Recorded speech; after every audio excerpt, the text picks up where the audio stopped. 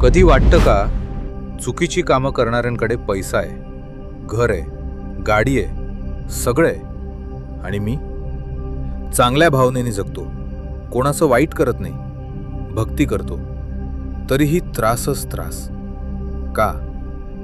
ऐक, हे देवाचा अन्याय नाही, हे कर्माचा वेळ आहे. काही लोक जुन्या पुण्याचं फळ खात आहेत आणि काही जुनं कर्ज फेडत आहेत.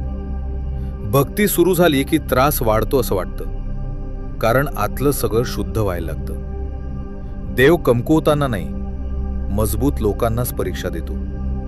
म्हणून लक्षात ठेव, चुकीचं करून मिळालेलं सुख तात्पुरतं असतं आणि चांगुलपणातून येणारा त्रास परिवर्तनाचं दार असतो.